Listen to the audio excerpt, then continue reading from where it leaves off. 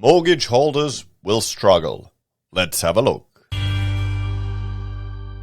Hello everyone, Florian.Heise here, and welcome to another episode of HeiseSays. Grab your stein of coffee.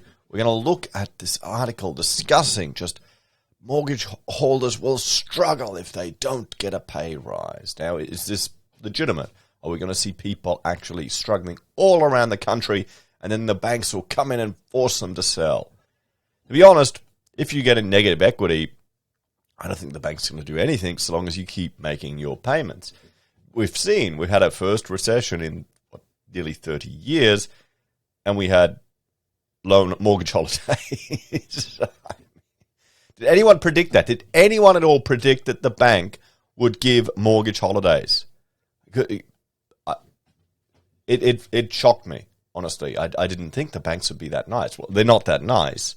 It's just that it's cheaper to string you on for a year, tack that cost on the end of your mortgage, than it is to start liquidating people out of their houses and going through all of the pain.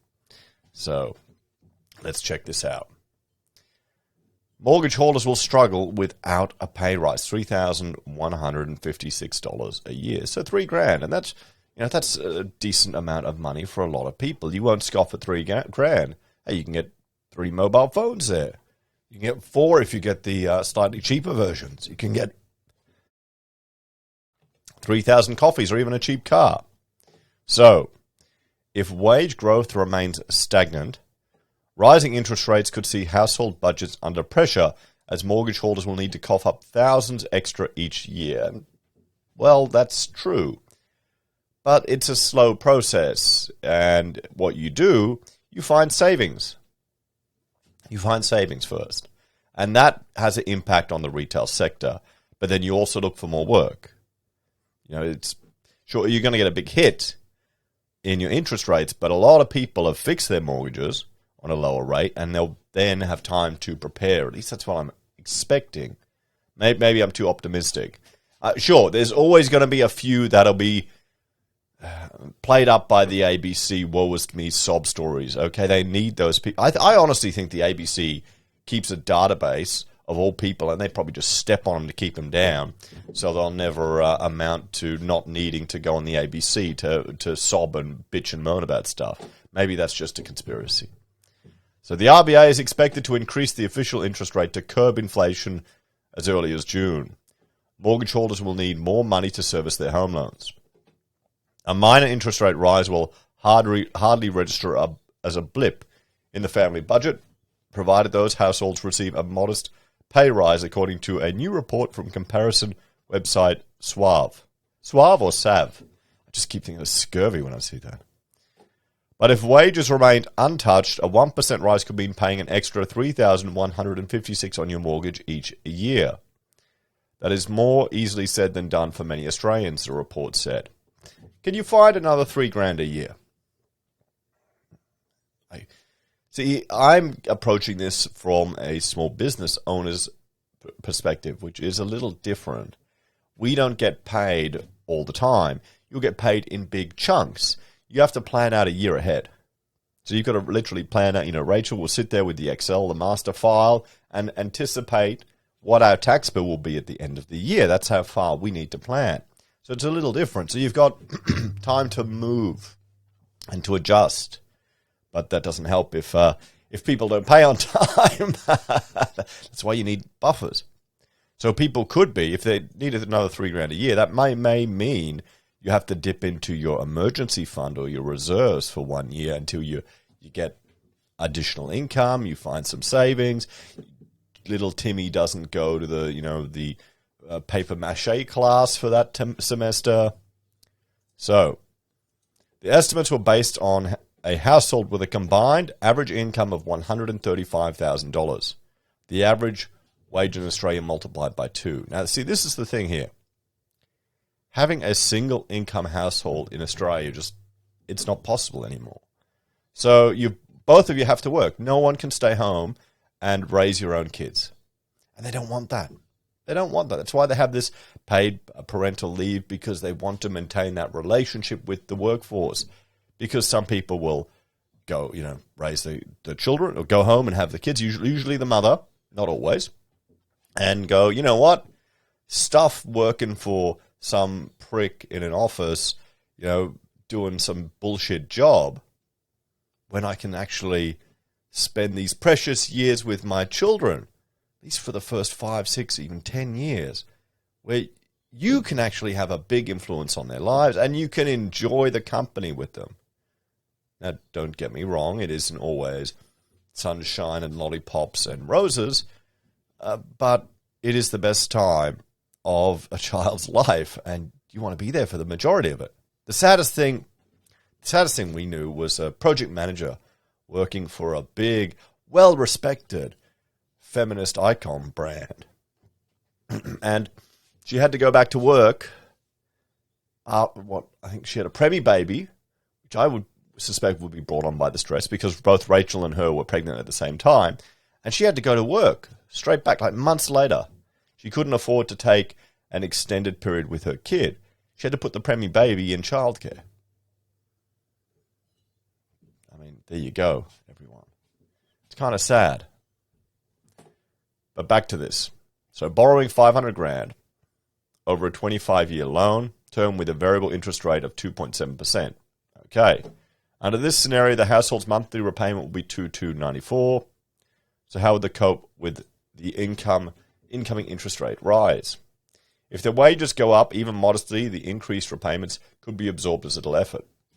Just the 2.3% pay rise would see the average family described above pocket an additional $3,121.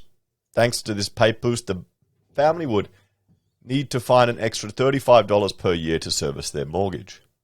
But without a pay rise, things look very different. If the same family loses a significant amount of work hours or is suddenly on a single income due to a shock job loss, this would immediately place them in mortgage stress, a situation where a household spends more than 30% of their earnings on servicing a mortgage. Okay, now, not exactly. That's not according to, let's go super anal here.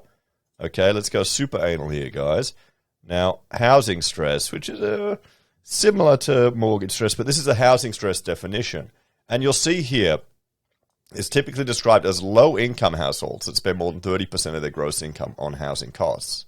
So, I mean, this isn't a low income, this is an average income household spending more than 30% of their housing costs on a mortgage. That's not the same as housing stress for low-income earners. There's a big divide here in Australia, guys. And this is the ABS definition here from the Bureau of Statistics. Now, there's a big divide here in Australia, and this is what some people don't realize. There are going to be a lot of people that will take these mortgage increases in stride. It won't make any difference to them, even if it's 30% of their income. Apparently, that's stressful to some. Others, they'll just deal with it. Because, well, I'll show you this one here, guys. This is the real Australia here. The differences in income group. Over $2,000 a week, just under $1,900, and then $400. Australia is, you could divide the country into 3 parts. 3 groups of people, and they experience everything differently. So you'll have some who can't understand or can't realize how some people are just buying house after house, have got no problem, have got all the money going in. Because you could be sitting next to a multimillionaire at a restaurant having a chat, you wouldn't even know. In some regards, Australia is really good, but in others, these differences between people are starting to manifest. So let's keep going here. So, however, Bill Truzvalas, the managing director and home finance expert, said with unemployment at near record lows of 4%, this should push wages higher, especially in services where employers are scrambling to fill positions. This is what you want. You want demand for labor to be so high that wages start to creep up. It'll happen slowly, but it will. He added that mortgage stress was at record low levels due to numerous government interventions, such as extended payment holidays, JobKeeper, JobSeeker, COVID disaster payments, and so on. And a lot of people banked up a lot of money and have prepaid on their mortgages. With record levels of government debt on the books now, the government, and whatever that government may be after the May 21 election, will be reluctant to bail out homeowners in view of creating even more inflation, he said. Really? Really? Does it matter anymore to them?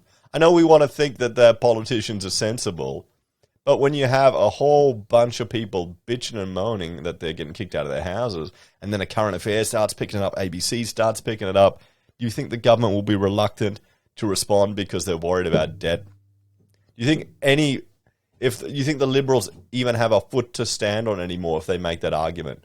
I was shocked that Shorten wasn't going to raise the dole. Honestly, I thought he'd be right onto that vote winner. But then again, I guess that's all Greens votes. He's going to get the preferences anyway. He doesn't need to care about him. Anyway, we'll see. We'll see. I'm probably a bit more cynical now. He told homeowners to act quickly if they hadn't already fixed their rates. Refinancing at a lower rate is also better to start sooner rather than later, he said, because with all indicators pointing to rising inflation, rates will definitely start shifting upwards. Well, they already have, everyone, and it may be smart to pay the $600 to lock in your rates. We've seen that in previous videos where we had a mortgage broker. He convinced his client to risk the $600 to lock in, and it saved him a lot of money because the rates have jumped up in just the time submitting their application. So let's have a talk about this one. So we've been looking at this every time a bank has raised interest rates, the impact it will have on people's mortgages. Usually the worst case scenario is coming off a sub 2% mortgage fixed to now approaching 5 and over 5% mortgage. That's going to be a big hit to people. Now, what are you doing? Or what will people do when tough times get, when they suddenly can't start paying their mortgage? They're not going to go, oh, well, honey, we tried. Let's just sell the house and then rent forever. Not a chance. You're not going to see that happening. People are going to fight tooth and nail to keep their houses. They're going to do everything they can to keep it. They'll find extra money. They'll take on extra jobs. They'll sell every bit of useless crap they have. We'll have to see how it goes. And, well, remember, unemployment is low. So there are going to be a lot of people that are going to be rushing out there and getting pay rises.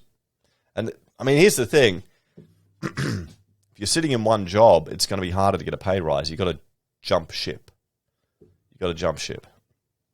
Anyway, I mean, that's how all our staff would get huge pay rises.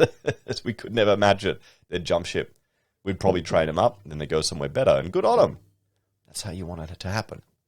Anyway, guys, thanks for watching. Let us know in the comments if this is something you are concerned about or if you're preparing. Take care. Have a great day. And if you want to support the channel, there are a few ways you can. You can join us on YouTube or Patreon. You can use our referral links at Amazon, eBay, Independent Reserve, or AussieBroadband. I have to make sure there's certain ones I can't refer to anymore. I can sell you a bloody crypto bullshit scam. And ASIC won't give a crap. I reported con artists to ASIC. They don't care. But if I tell you to go to a legitimate Australian brokerage and we each get a deal, that's not allowed. I need to get a license for that. Okay, fantastic. Anyway, if you need help with any architectural services, we can do education, we do a lot of commercial, and we also do a lot of resource sector work. So give us a call if you need help there. Take care, guys. Have a great day. And I'll see you in the next episode of HeiseSays. I don't know. I mean, you're struggling mortgage, first go through and find all your bloody subscription bullshit that you don't need. Ditch all of that stuff.